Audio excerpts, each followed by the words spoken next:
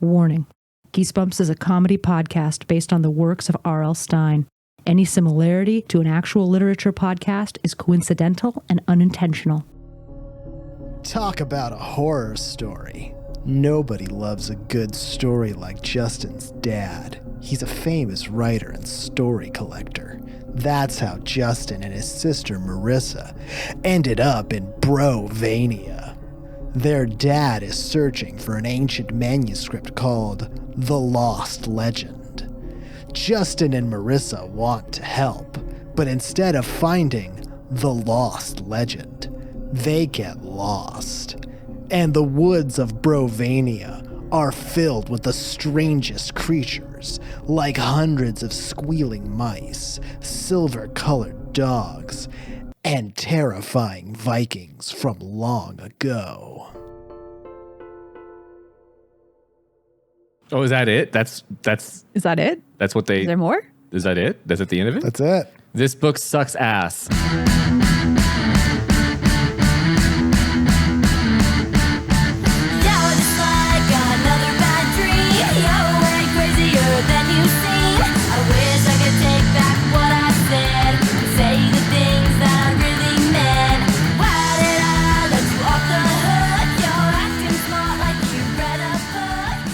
Welcome to Geesebumps, a Did You Mean Goosebumps podcast.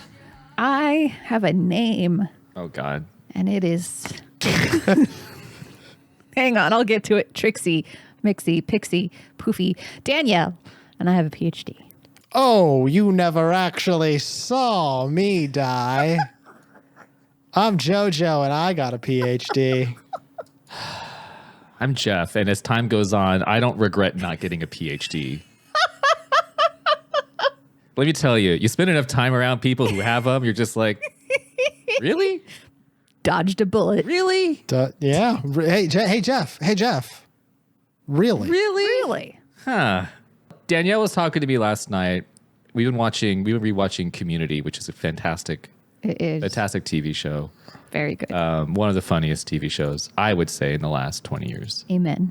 Ah, just 20, huh? Just 20. Before then... No, before then it was Archie Bunker and woo, boy. Before then, it was Archie Bunker and Friends. So, yeah, funniest within the last 20 years. That is all there is, right? Yeah. That's all the art there is. That is all that there has ever been and ever will be. And Danielle was telling me about why hasn't there been a TV show about grad school and grad students? Yes. We're always looking at junior college and high school. And college. And I think the uneducated world, which includes me, needs to know like what grad students are really like. And Danielle, you had a whiteboard, a photo of a whiteboard, yes, that you showed me with some notes that you had written down about students that you were teaching. Yes, just memories of grad school, various incredible, horrible, terrible things that have happened. Can you read some of those for us? I would love JoJo to hear some of them and see if he can concur and say he also experienced some of these people. Okay, well, there was the time that one of my grad student comrades skateboarded 10 miles to class and then proceeded to eat an entire carrot raw in the middle of class. It turns out it was Bugs Bunny in drag, though. Yes. Hey, Danielle. Hey, Danielle. I guess a question. Mm-hmm. I guess it's a question. So, what? He ate a carrot. Uh-huh. He ate a carrot in class. Yes. Why? Well, no one thought to ask. You skateboard 10 miles. You got to refuel. You get a little nibbly. You're like, I thought I packed that Snickers because you're hungry. Why wait? Eat a Snickers. And you know what's even better than Snickers is something real crunchy and loud. They are. You know what? The thing that we don't really talk about when it comes to carrots is, boy, if they aren't crunchy. And boy, if they aren't a little bit loud. They are loud. They are loud and crunchy boys. They are. So he rolls in on his longboard. I'm assuming it was a longboard. It was a longboard. And he rolls into class, pops off the skateboard, pulls out a carrot, and literally says, "What's up, postdoc?" Dude, you got it. There was a pun in there, and you found it. And I am so proud. On graduation day, as he's getting ready, he skates over to the mirror. He pops out a carrot, takes a bite, and says, "What's up, Doc?" when he's looking at himself, because now he's a doctor. Now he's a Now doctor. he's the doctor. What did we? Okay, so first of all, what did we read, and who prompted us to read picked this? it? Who picked this book? So it's impossible to know at this point. It's been so long since we've recorded Geesebumps. Hi, everybody. Welcome to season 2. Welcome back. It's impossible to know who suggested this one. No record. This is the legend of, not even the legend, by the way. The legend. Okay, there's some nomenclature stuff we have to take care of. The title of this is Goosebumps number 47, Legend of the Lost Legend. Legend of the Lost Legend is a unique book within Goosebumps canon. Never reprinted, right? Is that what? Never reprinted. Yeah. God knows why. God knows why. We know why. It was reprinted once, which is actually Wow. relatively speaking, that's a low number of times to be reprinted. Especially a popular series like Goosebumps, which gets eaten up. Yeah, so just for clarity, to say that this wasn't reprinted, what we're saying is they reprinted the entire Goosebumps series between 2003 and 2007.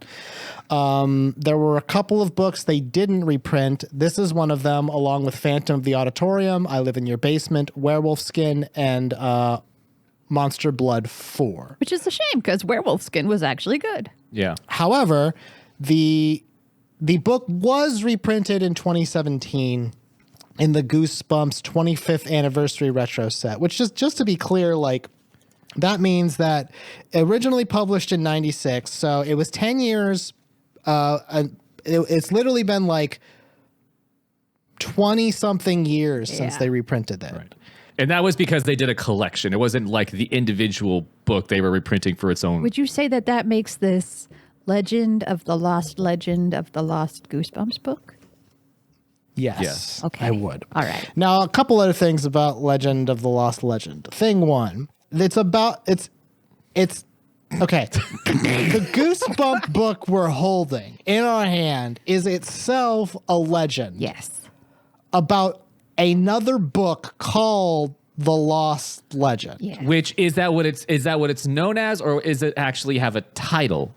We don't know, and you never find And out. you'll never find out. You'll never find out. This particular one was, I think I picked it out because I knew this was one of the ones that wasn't reprinted, and Werewolf Skin was very good. And I thought maybe the problem with the non-reprints is they're just too good. And they don't fit in because they're good. We've done yeah. So I read this one. This is a later one. Yep. R.L. Stine has had plenty of practice. Yes. Oh, It's been yeah. 4 years since Goosebumps 1. So it's a high school's worth of education. So Well, why don't we? So it's been weeks since we've read this. Yes. We took a sort of impromptu break from making content for a second. A lot of stuff's been happening, but Jojo doesn't remember really anything of it. And when he read it, he also did not understand. Which is fair because there's not a lot to understand. Yeah, so I'd like if you could both give us let's do a minute synopsis from you both, because I have the actual synopsis written down. Because neither Joe nor I have attempted to go back through this book because fuck this book. Yeah. So Yeah. our memories should be very far from intact. So Joe, do you want to start with your synopsis as far as you can tell? yeah, I can try. Legend of the Lost Legend is about, according to this, Justin and his sister. They are in, I want to say, Eastern Europe, given the name Brovania. They're looking for a book, and like I remember the first 2 chapters had like some bullshit misdirect with like a sea lion. And then they find this dog, and they follow the dog to like a big lady. And the big lady sends them with a horse into the woods, and then they get attacked by mice that are robots, and then the lady's a robot. And then they find the book, and they bring the book back to their dad, and it's called The Lost Legend, and all it says is you'll be lost if you have this. And then they try to leave, and they can't because they're lost. You did that in 50 seconds. Great. Hey. Yeah, Damn. that's what I think happens. Okay. So pretty good. Danielle, do you want to start as well? Yeah. Right. Yeah. Let me give this a shot. All right. I'm ready, set, and go. Okay. Yeah. So Justin and sister, they're in Brovania with their dad, who apparently just took them out to Brovania with no explanation. And they were just like, okay, cool. And then one night they wake up and they're like, I think I hear an animal. Let's follow it. So these kids have no survival instinct whatsoever. So they follow this dog to a lady who lives in a house who's dressed like a Viking based on the cover. And then she sends them. She's like, you want the lost legend? You gotta go through all these things, and she sends them off to follow her little dog son. And he takes them to a place where there are robot mice that they must fight. 15 seconds. And then there's a giant cat, and then the cat, like, there's a cat for like 500 pages, and then there's another thing, and then they get the lost legend, and then it's really a trap, and they can't leave, and it's over. That's time. Well, I got. I don't know what I can add any. You guys kind of hit all the fucking important points of this Well, book. Jeff, I think the lesson here is don't doubt us, huh? Yeah. Well, I'll give you the full on breakdown of this book. So what you may think that what these two jokers just said is just a bunch of made up bullshit. It is not. But it is not. It's not made up bullshit. How dare you insinuate otherwise? Who are you? Why don't you make a podcast about Goosebumps if you're so fucking smart? Sorry, I don't know where that came from. Now let him have it. This book stars Justin and Marissa. They're siblings, and it starts with them in Antarctica on a dog sled. Yeah. And they're looking for their dad. Their dad is looking for a mystical blue sea lion. It's a fantastical beast, and they're out in the Antarctic looking for. And can I this with just him. say, I don't want to interrupt your summary too much, except that I was Here we go. except that I was prepared to be impressed that R.L. Stine had stretched himself with this when he started off with them on a fucking dog sled. All he did is stretch himself with this book, Danielle. What are you talking about? Okay, well, he didn't stretch himself in interesting ways. He just stretched himself in like batshit crazy, I'm on acid ways. And I'm just saying, the sled dog thing, I was like, hey, this is new. It opens up with us in the middle of the action. They're in Antarctica looking for this blue sea lion. They see it. It's magical. The ice shelf starts to break, and then they start to drift out to sea. It's 2 chapters, and then chapter 3, you find out it's fake. It was just, Because of course it is. It was just a story that their dad was telling them, whereas the real thing that's happening might be more interesting because dad had taken these 2 kids, no mom, to Brovania, which is in Europe. It's a European forest, and did not tell them why they were there until they were in the forest. This is how children get murdered. So we find out 19 pages in, I wrote down some notes, midway through chapter 4, what's actually happening. The dad's looking for the lost legend. That's like his job, or his thing that he does is he looks for like lost artifacts. He's like a really sucky Indiana Jones. The dad's like a treasure hunter. They are camping in the woods. The kids are trying to sleep, and then they hear a noise. It's this silver-looking dog, which I imagine looking like a greyhound, kind of, or I don't know what I thought it would look like, but That's a bus. a bus. They see this bus, right? You idiot, Jeff. They saw a bus. So this dog comes up to camp, and it has a note in its collar that says, follow me for like what you want. And it's like a phone number, and it's like a kissy face. And the kids follow the dog after they try to wake their dad up, but apparently the dad sleeps so deeply Sleeps so deep. that they cannot wake him up no matter how hard they try. Boy, if he's too tired, Yeah. huh? So they follow the dog. They almost fall in a hole. They get to a house in the woods. It's got this Viking lady who's also on the cover. She says, oh, you want the lost legend? You have to go through some challenges tomorrow. You'll sleep here tonight.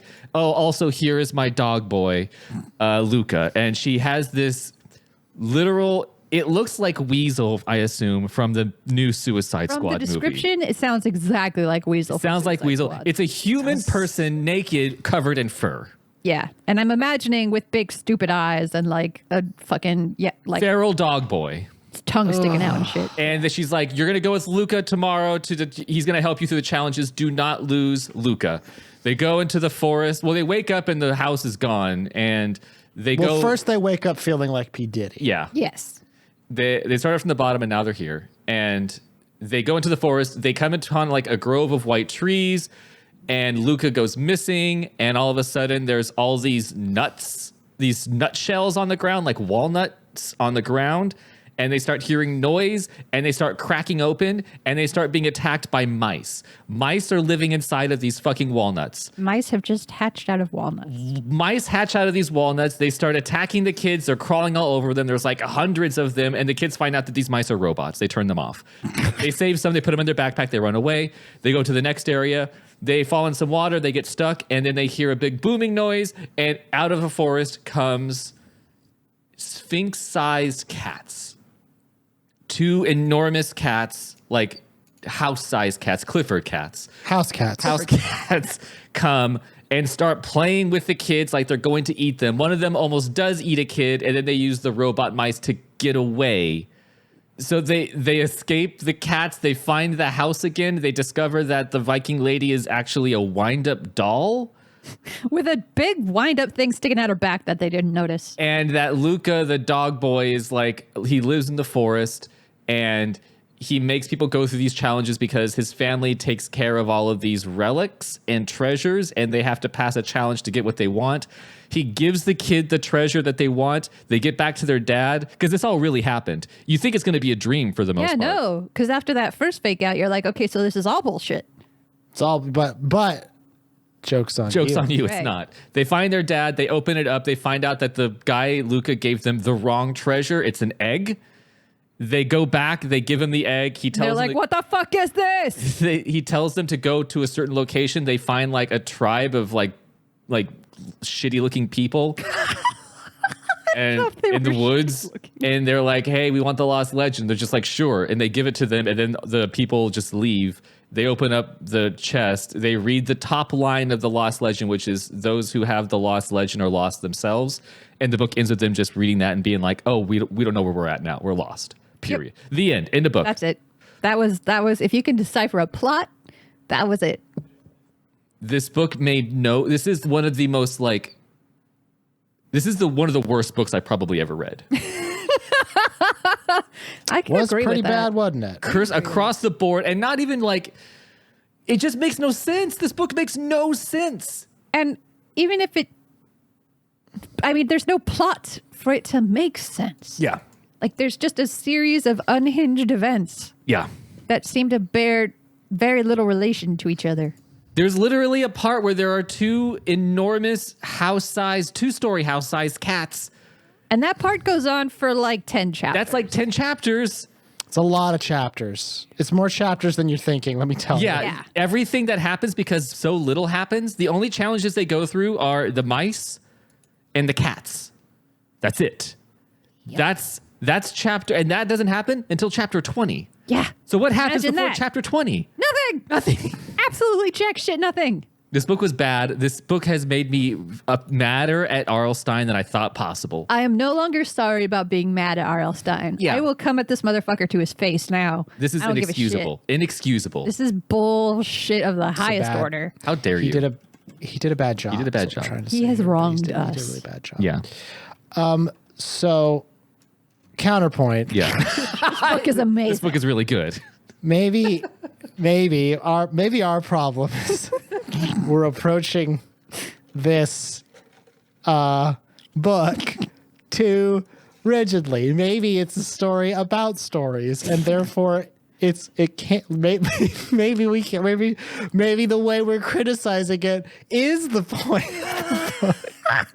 Well, I think What I'm trying to say is maybe halfway through this, we're gonna break character and be like, and that's how we were going to talk. right until we discovered that it was a work of pure genius. That's possible. This is you know what? I always thought R.L. Stine was kind of a cookie cutter author. I think this book proves maybe beyond the shadow of a doubt that he's more of a David Lynch Yes. than I thought. One thing that I think actually what Joe was saying kind of makes like resonates with me. Don't you fucking do that too. I'm just saying that This is why I hate PhDs.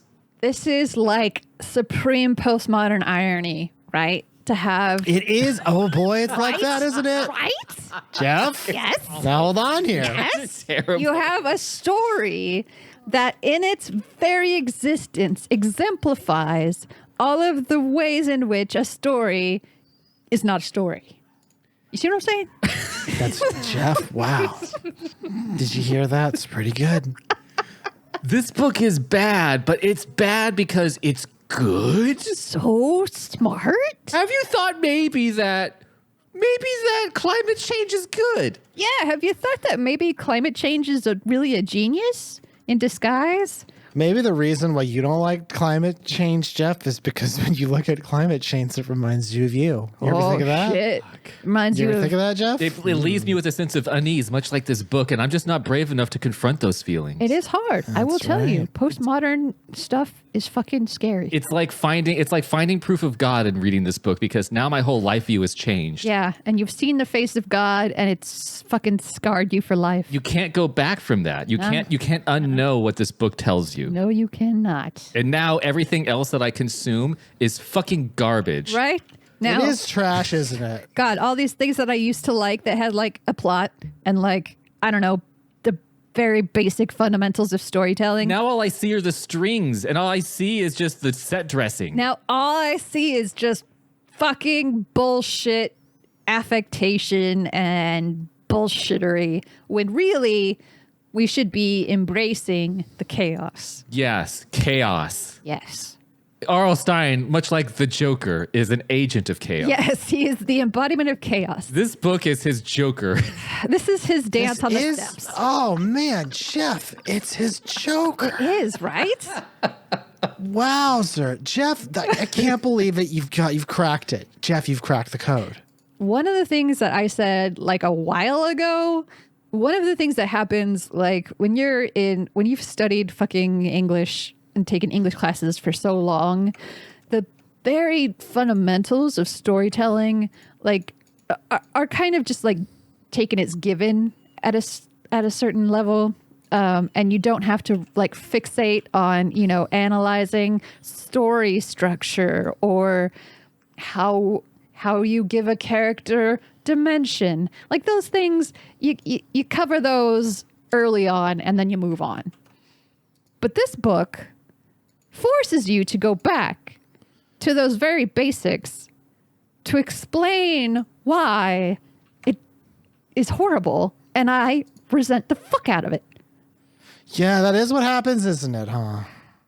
It kind of it forces you in no uncertain terms to like re-question what it is you think Yeah. books is. Yeah. What is books and what is books do?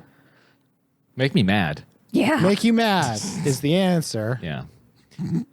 So we hate this book, right? Like we hate this I book. don't know. It's growing on me. You know, I do hate it. Yeah. do we want to get into some specifics of this book? I don't know if you guys, I have some stuff written down. Oh, yeah. I don't know what you guys all have. I mean, I have a lot of quibbles. Oh, Danielle always has a lot of quibbles. I am the quibble master. I don't remember much from it, so I mean, like, I'm gonna trust you guys, but I honestly do not remember much from this book. You'll get your memory jogged as we will. go through it, I Okay. think. And All right. I'll trust you on this one because I cannot stress this enough. I found this one to be offensively terrible. Yes. Like, It was unreadable. all jokes aside, like this book is confounding. not all jokes. Okay, a few Come on. jokes. We want to keep those. Some jokes Gotta aside. keep some jokes. But this, you read this book and you have to stop and be like, what am I reading? It's like reading nonsense. It really, okay, because that's perfect segue into just like a little nugget that exemplifies that kind of like. Give us some of that nonsense, Danielle. So this is the very end of chapter 5 when they see El Doggo for the first time. And this is the narrator's inner monologue. Okay? I held my breath and took another step and saw the creature, a dog, a big dog, tall, like a shepherd, only with long white fur. The white fur shimmered like silver under the misty moonlight. The dog had its head lowered. He sniffed the ground. As I stared at the animal, he raised his head, and turned to me and started to wag his tail. I love dogs. I've dogs. Always loved dogs. I love them though. I love dogs. Now, that This is maybe it's an important detail. Maybe. Now hold on. It's important he likes dogs because that explains why he decided to go along with it, not just because this makes the me think story that had to happen. this makes me think he's trying too hard to make us believe he loves dogs because he says I love dogs. He thinks I love dogs, and then the next line, I've always loved dogs. What are you trying to hide? Yeah, I love dogs. You're a dog killer, aren't you? But I try to think about my inner monologue when I see a dog. Because usually when I see a dog, I do think to myself, I love dogs. Yes, but there's also the aspect of the narration, which is just the dog lowered its head, then it raised its head, then it wagged its tail. This is quality narration, and everyone should be taking notes. Dog licked its lips. I'm on the edge of my seat. Oh, dog tongue is out. Dog tongue is out. Dog tongue is out, Oh, everybody. dog licking butt. Okay. Oh, he's licking. All right. Tongue and butt. All right. That the narration, the internal monologue, a lot of it is kind of like that. A lot of it's great. A lot of it's really good. That's the whole beginning part of this book. What was that, chapter 5? That was, chapter 5. So that's when they're like in camp. They're like camping in the woods. So I think, and I don't think we stressed this enough when we did our synopsis. I need you, the listener, to understand this book begins with a 2-chapter fake out. 2 chapters worth of absolutely nothing. Nothingness. Yeah. Just a waste of time. Yep. It begins with dad and 2 kids camping in the middle of the forest in Europe. And the kids found out while they were walking through the forest earlier that day why they were there. Yeah. So they got on a plane. They without asking any questions, Kids, their dad pack your was bags. like, pack Where are your we going? bags. And they're like, Ugh. we've been on this plane for a really long time. And he's like, yeah, shut up, just watch a movie. Are we going to Disneyland, Dad? Yeah. No, that's never. where- yeah, sure. It literally Euro Disney. Yeah. It is the laziest setup to where they don't tell you anything. It's literally like the kids and the dad are in the forest. They just found out why they're there. They're camped in the middle of like the fucking woods in a tent, not with other people. I will tell you this much. I love my parents, but if they were to put me on a plane for 11 hours and then hike me way deep into some strange forest and strike up a tent, I would know that I was going to die. I would know that they had taken me there to kill me. And there's just no other possible explanation for that kind of behavior. But the opening is so, it just wants to get to the kids. I don't even know what the book wants to get to because it skips over any explanation as to like how they got there. Why isn't mom here? Why did he bring the kids with him? Dad seems to be very irritated with them the entire time. Dad is annoyed as fuck, which is also, again, huge red flags that he's about to murder them. Yeah. It is the weirdest. So yeah, and let me read you I'll read you what it says. So in chapter 4, we get an explanation as to what the dad is. The dad is his all internal monologue. My dad is Richard Clark. This is chapter 4. For me, it's page 1, 2, 3. Chapter 4, page 4 pages in the chapter 4. Okay. My dad is Richard Clark. Maybe you've heard of him. He's a very famous writer, storyteller, and story collector. Dad travels. Have you heard of my dad? Yes. I like dog. Have you heard of my dad? I love dads. I've always loved dads. Dad travels all over the world searching for stories, all kinds of stories. Then he puts them in books. So all kinds of books. He must have had his child write this. My dad goes to other cultures, steals their stories, and sells it in a book that he puts it out in. It's called imperialism and white supremacy. You might have heard of it. No, Danielle, they're in Europe. It's fine. It's full of white people. It's full of Yeah, that would be called Orientalism. Then he puts them in books. He has published 10 books of stories, and he goes all over the country telling some of the stories he has hunted down. He has been on a lot of exciting trips. God, it just doesn't stop. But this one was special. It's like spinning its wheels for so long. He brought Marissa and me to Europe to this forest in the tiny country of Brovania because of a very special search. Dad had kept the whole thing a surprise, but he told us about it as we made our way through the forest that morning. Like, wow. Okay. Surprise? It's you didn't have to put that in there. You could just be like, we knew we were coming. Yeah, like you didn't. Why? Why were you deliberately making this not go anywhere? And he says, we're coming to Brovania, search for the Lost Legend. The Lost Legend is a very old manuscript. It's said to be hidden away in a silver chest. Well, that's And important. they're going to find it. So it's not until chapter 4 that we kind of get like what the actual plot is. Yeah, finally we got a little indication of an actual factual plot. plot-like event. And in that same chapter, it goes on to say the ancient manuscript. Plot-like is about right, isn't it? Plot adjacent. Yes. The ancient manuscript of the Lost Legend is worth a fortune, he replied. The whole world is curious about it. The whole world wants to read it because no one knows who wrote it or what it's about. Then how does anyone know about it?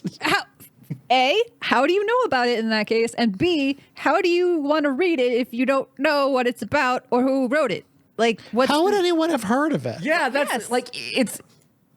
Who has been spilling the beans? The thing that this entire story relies on, which is the search for this story that no one knows what it is, but everyone wants it, and they don't even know the title of it. It's just the Lost Legend. Yeah. Yeah. Yeah. Why what do you think made him write? What did he read or watch or listen to that prompted him to write this? I feel like this is like a combination of like he had a fever and he was on some kind of like cold medication and he was like in and out of fever dreams while watching White Fang, followed by Indiana Jones, followed by Aristocats, and Aristocats got in the mix, huh? yeah, for sure. I mean, these are all Disney properties, so Well, it's his comfort. It's his comfort shows and movies to watch. yeah. When you have a fever, what do you watch? Disney. Aristocats. Aristocats. Aristocats, yeah. That one didn't age very well, huh? No, sadly. You know what did age pretty well? Cats Can't Dance. What Yeah. the hell is that? Cats Can't Dance. Cats can't dance. You haven't seen that movie? Cats can't dance. What are you talking about, Joe? It's an animated movie. It's got cats in it who also they sing dance? and dance, but they wear clothes like people. Well, wait, no, hold on, Jeff. You just title's said they a couldn't lie. dance. So which is it? Yeah, That's the thing. I guess I spoiled it. You find out they can actually dance. you can dance. Oh, fuck me. It's like Footloose for cats. Cat All loose. Jeff, all loose. I can't fucking believe you lied to me and Danielle. Jeff, I can't fucking believe you. Yeah, Never have I been so betrayed. I was lied to. I was patently deceived. Okay. Well, get used to it, baby. It's gonna keep coming. Joe, do you remember anything from the beginning that stands out to you? This is asking you I this just want to question. talk for a minute about the blue seal.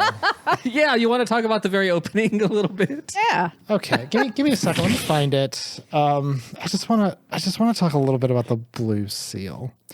So this is our misdirect where they are like, oh, we're in the like, whoa, oh geez, oh no, there's a wild animal by our campsite. What is it? Oh, it's a seal. It's a blue, And it's blue.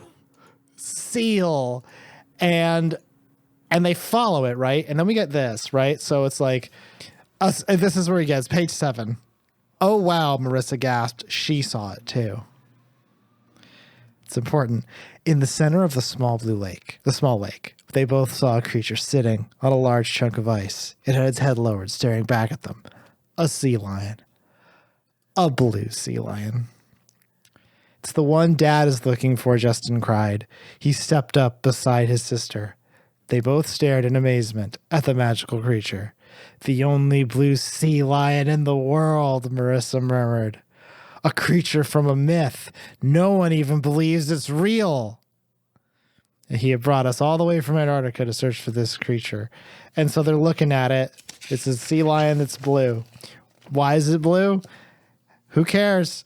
Because what happens next is a deep rumble, low at first, then louder, page 8. Where is it coming from? The sea lion. Did it roar? No, they heard it again. Thunder beneath them. At this time, the ground shook. Oh, a frightened cry escaped his throat. What's happening? Marissa cried. The ice cracked all around and the ground split open. The blue sea lion faded into the distance and they floated away, bobbing and swaying, floating out to sea. So they see the sea lion. They're floating along. And the start of the next chapter is what happens next, Dad? You forgot the part where R.L. Stine drowns an entire team of sled dogs. He did let those sled dogs They fall drown. into the ice. You know what? The dogs howled, drowning out the sound of the cracking ice. Those dogs died. Those dogs died. I love dogs, but those dogs are dead. Thank you, Danielle. Yes, Yeah. R.L. Stine killed a bunch of dogs. and then it gets to, it turns out that was just a boring story that he was telling to his kids. And then this chapter, I can't listen. This book has a lot of chapters that are like a page long. And this is one of them because this next chapter, chapter 3, ends with Dad's like, I'm not going to read it anymore. Don't tell you anymore of this bullshit story. Go to bed. And then Justin's like, oh, okay. And then he goes, Justin, do me a favor. Turn that off. No problem. Page 12. I leaned forward and reached for the lantern. My hand bumped it, knocked it off the table, and in seconds, the tent was ablaze with orange and yellow flames. It turns out you shouldn't soak your tent in kerosene. And then what Well, happens? shut up, Danielle, because here's what happens next. Chapter 4. Luckily, the flames had only caught one wall. I have a good imagination. I instantly pictured us surrounded by fire. So we got 13 pages into this book. Nothing. This story has been 3 different things. And they've all added up to absolutely jack shit. and now at this point you go pretty deep in the paint for me to just like not know What's happening? What the what's fuck is happening, going on? who I'm supposed to root for, who I like. Yep. Are these kids real? Is Dad real? What's real? Is this just real life? Is this make believe? It takes I wrote down it takes 19 pages Yeah. to find out what the actual plot is. Sure do. That's too much for an R.L. Stine book. That's a fifth of the book. Yes, this book is only like 130 pages long, man. So I don't remember much, but I did remember that. And the reason why I remembered it is because it was about that time that I emotionally was like, I'm not willing. I'm not here for this. I am not participating in this. I can't. And I tried. Yeah. I really did. I kind of remembered some things. Yeah. But at that point, my brain was just like, I'm just going to let your eyes pass over this for a while, and then you can put it down. This whole book is nothing but like fake outs. Yes. With no No consequence. The first story, whatsoever. fake out. The fire, fake out. At one point, he falls in a hole, what they think they call the bottomless hole. It's not. It's fake out. They get to the lady. They think she's going to hurt them. Fake out. The biggest surprise in this book was that everything that happened actually happened. Yes, that is true because it's Well, Jeff, no, hold on. I thought. Oh no. Let me tell you one thing real quick, and I have a section to read early on that I can kind of attach to it, so we're not just blindly ripping at this book. You get through a few pages of this book, you're just like, the twist is none of this has to actually have happened.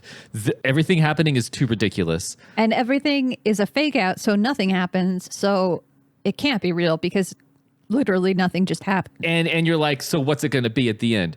And there's a point in the book, and I told Danielle this when we read it. It's end of chapter 7 going into chapter 8, where I was like, oh, that's what, here it is. This here's is the here it turn. is. Here's the when turn. here's the turn, and at this point we're going to look back and be like, that's where things from this point forward didn't happen. It was a dream, or it was another story that someone was telling them. The dad was telling them a third story that had them in it, something. And what it is dad's asleep, Silver Dog comes up and is like, follow me, kids, follow your nose. Follow your nose. Follow your nose. And Justin is like, let's do it. Let's follow the dogs. Let's follow the dog into the woods with no flashlight. Let's follow this fucking dogs in the pitch black forest at night in Brovania in Europe. We're Americans. These are all good choices we are making. And he's like, I want to go. And Marissa is supposed to be the sibling that's like the grounded one. Like, no, we're not going to go. It's dangerous. And Justin says, Marissa, please. This is the last page of chapter 7. Marissa, please, I begged. No more stories. Silver Dog is getting away. But she sputtered, Dad wouldn't want us to go wandering off on our own in the forest. You know he wouldn't. We'll be in real trouble. What if we found the lost legend? I replied. Then what? Then we wouldn't be in trouble, would we? No way, Marissa protested, folding her arms over her chest. We can't go. No way, Justin. I sighed and shook my head. I guess you're right, I said softly. Let's let the dog go on its way. Let's get some sleep.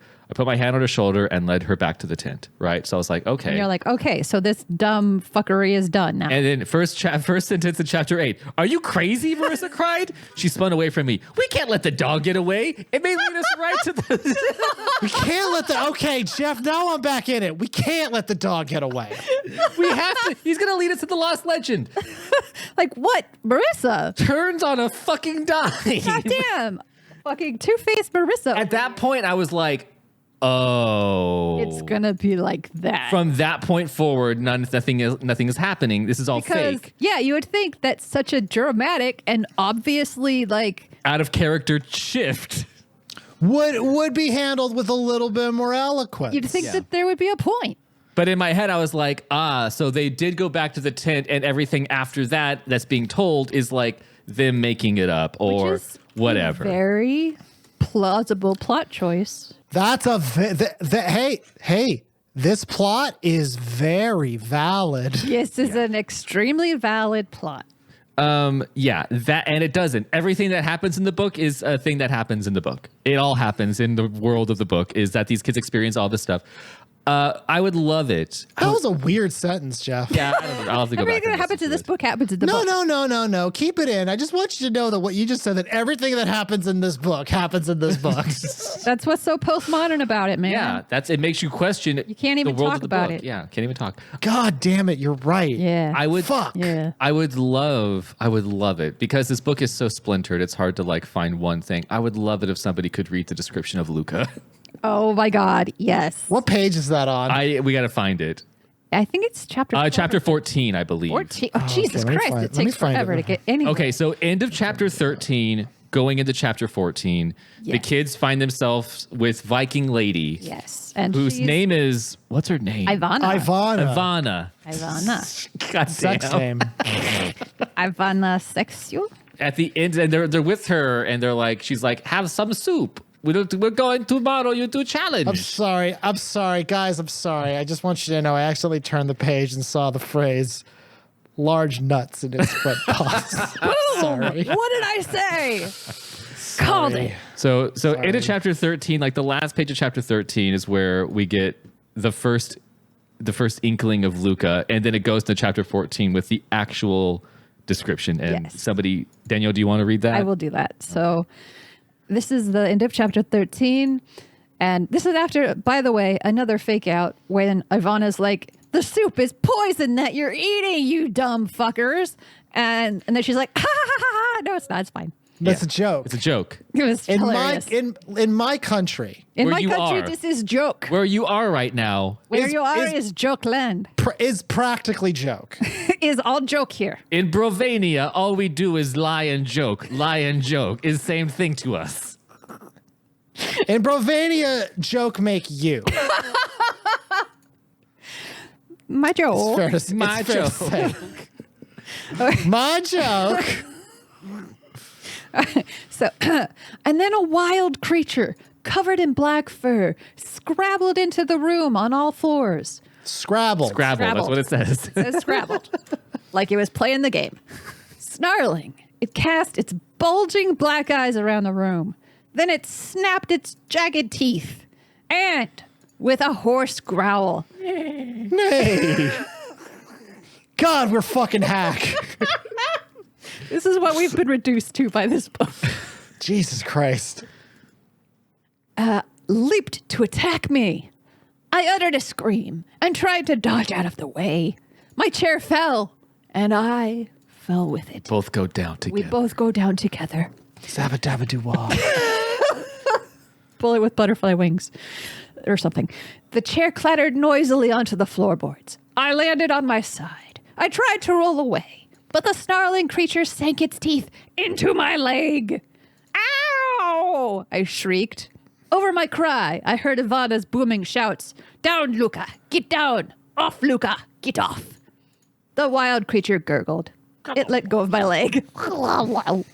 And I backed away, breathing hard. And now here's the description. And here is Luca. As I scrambled to my feet, I stared at the panting creature. What page are we on? This is the first page of chapter 14. Yes, 14. Oh, okay, got it. This is, and also just so you know, really think about what Danielle's about to say to Really you. imagine, what is being described. This is the description. Imagine this creature, which also just bit. Yes, it was also just had its teeth in your bit. leg. Just bit Just got him. Yeah. It had a man's face. So I'm picturing, you know Alice in Wonderland when the baby turns out to be a pig and it's really disturbing? It's like that. It had a man's face. Hunched on its hind legs. It almost looked human, except that it was covered in thick black fur. And then a little bit of la la la, and Ivana's like, oh yeah, he was brought up by wolves. He was fought out by wolves. But he's a good boy, aren't you, Luca? Luca nodded. His tongue hung out of his open mouth. I like dog. He panted like a dog. Ivana petted his long, shaggy hair. And Also remember, this woman is a wind-up doll. yes, she is a robot. She is like Okay, the that's ballerina important. in the music box. And Luca runs around variously on all fours and on all twos. Am I remembering that right? I think he gets on his hind legs probably on occasion. When you have a begging strip and you're like, Luca, stand. And he dances for you. Yeah, you get a begging strip, Luca. There you Yeah. go. And he's like, This is a nightmare creature. this is horrific. This is terrifying. This is Wolf Girl from fucking Scary Stories to Tell in the Dark. It had the face of a man. It had the face of a man, thanks. but it was a dog. That's Luca. That's Luca. That's Luca. Yeah. He's just there. He's just there. The kids take this all pretty very much In in stride. stride. Not even batting an eyelash. take everything in stride. They are just like, okay. And also just know that, yeah, they're like, oh, he got bit by the leg. You're like, oh, this is a dog. No, it's a dude. It's a dude. This dude just The bit dude your just leg. bit you. Luca turns out to be the maestro, the man behind the curtain. He is. He's the fucking genius. Yeah. He's the one who made Ivana. Yeah, he made Ivana. And all these robot rats. Yeah. And the cats, I guess. Because, yeah. Yeah. Yep. No questions, no follow-ups. Yeah. And so that's Luca. That's Luca. And they follow him to the forest of mice eggs. The first challenge. Mice Joe, nuts. did you want to maybe dive into the The mice nuts? mice nuts? Fuck. Look, there's only like 4 things that happen. So it's like, we're just going to go into each of those 4 things. Oh, all right. Oh, God. Fuck. So they're in their challenges. Shut up, Jeff. This is page 59. They're in challenge mode. They're trying to beat the VR challenge so they can go and fight Metal Gear Rex or whatever. They're in the woods. They're doing the challenge. This is where we get to. My boots crunched over. This is page 59, chapter 15, I think it is, or 16? 15, yeah. My boots crunched over the ground as I followed Luca across the grass. I looked down to see what made the crunching sound and discovered that the ground was covered with Nuts. large brown nuts. I picked one up. Check this out, I called to Marissa. I turned and saw that she had picked up 2 of them. God damn it, Marissa. One at a time. Shit. They're bigger than eggs, she declared. I never saw nuts this big. She says walnuts. They feel so hot, I exclaimed. I guess it's from the sun beating down on them. That harsh European sun. That poor forest sun. Marissa's cry made me look up. I saw a gray creature scamper across the clearing. At first, I thought it was a dog or a very large cat. I like dog. I like dogs a lot.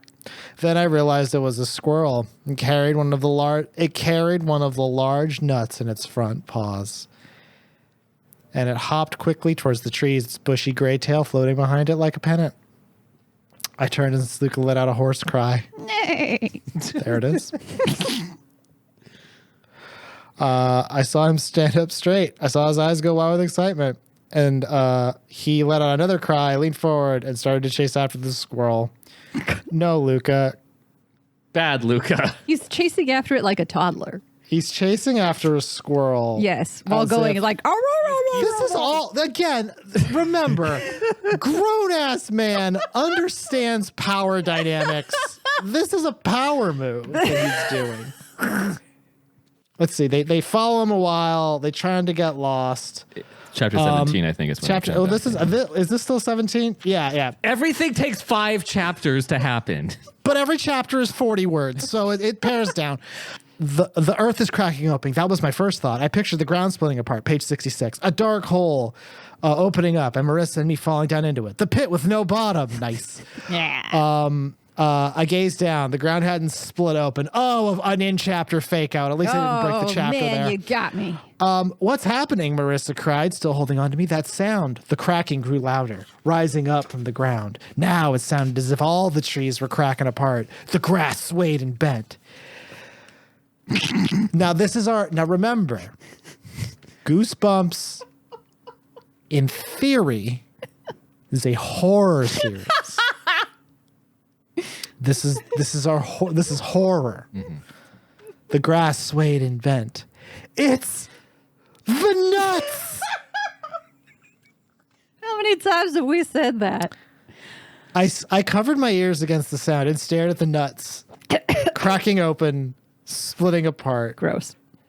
And we stared in amazement as we saw a bunch of mice run out of the nuts. They're not nuts. They're eggs, Marissa wailed. Page 68. But mice don't come from eggs. Which is what they say. Mice That's don't exactly come what from he says. Trying to work out the logistics. Trying to figure out what the fuck. So, okay. I'm willing to suspend my disbelief only so much. It's a story about stories. Yes. It's a story. Well, okay. All right. Jeff, if we're really going to do this, it's a story about stories. If we're really going to fucking do this. Oh boy. Strap in. It's fucking nonsense. It's beyond nonsensical because you're he's doing everything he possibly can to make this story inaccessible. Yes. Everything that happens in it is ridiculous. Just when you think that you have suspended belief for the final time. And he does, in a weird way, he kind of teaches you this in the first 3 chapters that between chapters, it's very likely a different book entirely. And nothing will make sense. Nothing will make sense. So in a weird way, in sort of like a reader response way, we have found the lost legend. We are ourselves culpable. We are the lost ones. We are the faceless chorus. We were so foolish as to seek out this story. The story makes me feel lost. I sort of don't remember this part very well, but I feel like at the end there was a faceless chorus of people who were here. Yeah, basically. That's us. Yeah, that's us. And if you notice when they do that, the book almost immediately ends. Because that's the end of our story. We've played our part. We've played our part. So this book is trying a fucking Oulipo experiment to be this infinitely recursive thing. Yes. That's just when you're in it, you have no fucking clue what's happening. And the only way it stops is if you give it away. So the idea of this story as the story, okay. It's not breathe. I need you to breathe. Take a breath. It's not a story about stories. That's actually wrong. Okay. It's not a story about a story. Go on. That's also very wrong. It literally is the act of you reading it and you reacting to it. That's the actual story. It's visceral. It's a visceral. It's decentering the experience of narrative from the text to the reader. That's right. It is just like if a story came at you hard with no mercy and just started spitfiring shit at you. This is Mr. Toad's Wild Ride. This is Mr. Toad's Wild Ride. I think the issue and where I get the disconnect for myself personally is that I'm more flummoxed than the characters experiencing the things in the book. Yeah, I'm more lost than they are. Is that the real irony? It really is just like no one's reacting to any of this. And it's because it's not like sort of, like bad stuff's happening in a Goosebumps book and the characters are kind of reacting in the way you sort of expect. But they're not acting like people. No. They're not. They have no characterization either. Nope. And kind of like what I said with that one side where it's like, oh, Marissa's like the one who's going to stay and be the chill. sensible one. And then on a dime, it's just like, no, fuck that. She has no character. Now she's just going to be like, let's go. Just gonna do whatever the narrative needs her to do in that particular moment. Like these kids literally are 12 and 11 and they're fighting off an army of robot rats Yeah. that came out of eggs. That have an on-off switch. That have an on-off switch. Fortunately for them. And I think that's the issue is that why I was so exhausted is that no one in the book was as exhausted as I was. God, no one else was as outraged as I was. There is no one else in this story. These aren't characters. This is Michael Douglas in the game. This is yes. Douglas. It's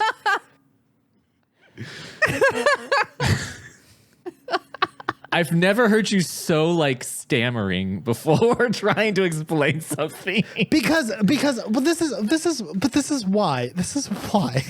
It's because like when I was in school. Yes. This is the shit you did to fuck around. When you were in creative writing class, this was the shit you did when you were goofing off. This is when you had to you all collectively wrote a story as a class. Like you would write a sentence and pass it to your neighbor. Yes. Or your teacher's like, all right, fucking write a story that's 10 pages, but it's one sentence. You know, it's like let's put this on hard mode. Let's see what we could do here. You know, like exercises that were really more like games, if that sort of makes sense. It's like an improv game that went on way too long. Yeah, it's like an improv game where the audience is calling out, like, give me a place, Provania. This should have stayed in the drafts. I'm sorry, RL. This should have stayed in the drafts. So, do we want to just get to the end of this stupid book?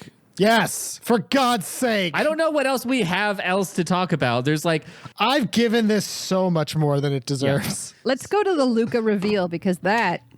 Oh boy. Yeah, let's do the Luca reveal and then we'll just wrap up what actually happens at the end of the book, which you've already talked about in the synopsis, but... We have done. Yeah, so let me find where that is at.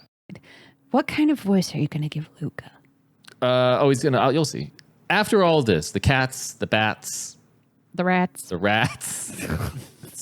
Wish I was exaggerating. The water, silver dog, the blue fucking sea lion. After all that, the kids get back to Ivana's. They're like, I guess we won, I suppose. Chapter 26. First of all, they find Ivana. Marissa, look, I instructed. She came a couple steps closer. We both stared at the metal object poking out of the back of Ivana's dress, a large metal key. I worked on my courage and crept up behind Ivana, my heart pounding. It's a wind-up key, I stammered. Marissa opened her mouth. I took the key in both hands and turned it in one click. Ivana's head bobbed up, then fell back on the table. Yeah, it's a wind-up key. Fuck, it's a wind-up key. Ivana isn't real, I told her. This fucking thing. How do they not know? I can't. I told her swallowing again. She's some kind of dummy or puppet or something. Ivana isn't real either. But here's the thing that's also weird. Ivana's hands had dropped to the floor to the floor at her sides. I reached down and grabbed one of them. It felt soft and spongy, stuffed with cotton or something. Right? Because, yes, cotton does give the impression of flesh, I have found. So they just realized Ivana's some sort of sex doll. Some kind of sex bot for Luca, the dog man. And then a page later, at the end of chapter 26, then suddenly the dog's ears perked up. He raised his head, his eyes flashed excitedly. This is Silver Dog. I heard a sharp growl behind me from the door. Hey, I spun around as the door swung open, and a growling, snarling creature burst in. Luca! His eyes moved hungrily from me to Marissa. A pleased grin spread over his face. Again, face of a man, body of a werewolf, basically. Apparently now looking very hungry. Face of a man, body of a werewolf, Heart of a hero. mind of Steve Jobs, I guess. Yes, mind of Steve Jobs. Jesus Christ, if R.L. Stine is pretty fast and loose with roboticists. Yeah. He does not know anything about robots. Luca tossed back his long hair with a shake of his head. He opened his mouth in a long And a howl. Coors Light. Silver bullet. He leaped into the center of the room, tossed back his head in a roar, and hurtled toward us. Lucas, stop, I beg. Don't hurt us. Chapter 27. Lucas' grin faded. He lowered his arms. He narrowed his dark eyes at me. I'm not going to hurt you, he said softly. Marissa and I stared back at him in shock. You can talk? I stammered. He nodded. Yes, I can talk. And the first thing I want to say is congratulations. The smile returned. Good job, partner. Well done. Howdy, howdy, howdy. Well done, you. Congratulations to both of you, Lucas said warmly. You passed the test. There was there was a dog Yes. that led them to Ivana, and Ivana had a second dog, which was a man who planned the whole thing. Yeah, and Ivana was a doll herself. Yes. Just This onion has working so it many out. fucking Yeah. layers. And then, Just wait till you hear what happens to Luca. like an onion, Luca peeled a long strip of fur off his arm. Then he pulled the fur from around his neck. I'm happy to get this stuff off, he said, peeling more fur from around his arm. It's so hot and itchy, especially when you're running around like a wild man in the forest. I'm very confused. Finally. Right? Finally, something I can understand. Marissa nodded. Ivana isn't real, Lucas shook his head. No, she isn't. I built her myself, just as I built all the creatures you found in my fantasy forest. Capitalized. It's a test. So many people come here in the forest. No one believes in a wild wolf man runs the fantasy forest. It makes it so easy for me to watch everyone and see how they do on my test. Okay. So he's just a dude. Weird premise, but It's a Willy Wonka-esque situation. yes. Like this is you didn't try to drink out of the chocolate river. You didn't try to drink the bubbly. You didn't fucking This man bit Justin earlier in the story. with his whole ass mouth. Bit his leg with his dirty man mouth. and he's naked too, And now he is- assumedly. He's naked, isn't he? He is buck naked. He took off the fur that was just like peeling the fur off himself. velcroed onto him somehow. So he says, and he gives, so that's it. That's Luca's a guy. It's his forest. He calls it the fantasy forest. He built and made everything apparently as a test so you could get treasure. And then there's one last, like, I don't know if it's quite a fake out, but there's one last misdirect. Yeah, which is a waste of time. One Absolutely final, unnecessary. Listen, one Absolutely not necessary. final mystery. This is the most confounding thing that all it does is add 2 more chapters to the book, and that's all it does. There is actually no point. So Luca gives them, he's like, all right, here you go. Here's a chest. It's got what you're looking for. It's got what you want. You did very little to earn it, but here you go. But here you go anyway. Who gives a shit? And it's like, okay, cool. And then their dad's back with them. Their dad finds them, or they go back to find whatever. Something They need happens. backup. And then he's like holding it and he's like, this isn't the right silver chest, he said softly. He reached inside and carefully lifted the egg. Then he felt around on the bottom of the chest with his free hand. Nothing else in there, just an egg. He examined the egg, rolling it slowly between his hands. Then he carefully lowered it back into the chest. Just an egg, he repeated sadly. And then they go back to Luca and they're like, Luca, what the fuck did you give us an egg for? And Luca's like, oh, you mean the eternal egg of truth? You didn't want that? And they're like, no, we want the legend of the lost legend. Who's on first? Then he takes it back and is like, never mind. Here, just go here. You can do nothing. Here's this, and There's a scene that literally does nothing, but do an exchange. Is It's just like exchanging a present at Christmas. That's all it is. No point. Nothing accomplished. Nothing. just bullshit. And so they take it. And then the book ends. And the book ends. When they get that, then they get that legend finally. Can I just say I want to die? Can I just say I'm violently angry? It is both the wildest yet most uncreative thing I've read. The wildest but most uninteresting. And we are in it. Yep. We are that old person. We There are. you go. We were Yeah. suckered into it. Fuck this book. Yep. Yep. Fuck this book. And here's what I'd like us to maybe do, just one small bit. I'm looking at Goodreads because I'm like, who else said fuck this book? We cannot be the only people who were completely Oh flummoxed God. by this. I have no faith in the world. No way. Here's a 1 star. Is it just me, or are the later Goosebumps books really lacking in quality? Thank you, person. Just the later ones, huh? Sounds like you're a tourist. Glenn Smith says, if Legend of the Lost Legend is anything to go by, then that's pretty much spot on. This feels like a number of shorter stories clumsily thrown together into one book, and it falls apart fairly quickly. The ending felt like it was literally a last-minute decision, and that's the best you could come up with. Well, it shows what you know, Glenn, because R.L. Stine writes the ending first, as we yes. all So, know. boom. What now? Greg Carriston says the only 1 star says the only explanation for this book, which as a child I read only the last page to find out what the twist was, There is no twist. is that overworked, overprolific author R.L. Stine has too much to do and too little time to do it. So he cobbled together bits and pieces of other stories: robots, werewolves, spooky monks, giants, giant cats, monsters, lost legends, icebergs, and hoped that kids wouldn't notice that nothing was going on. Reading it as an adult with the Blogger Beware website experience, I noticed. Boy, did I notice.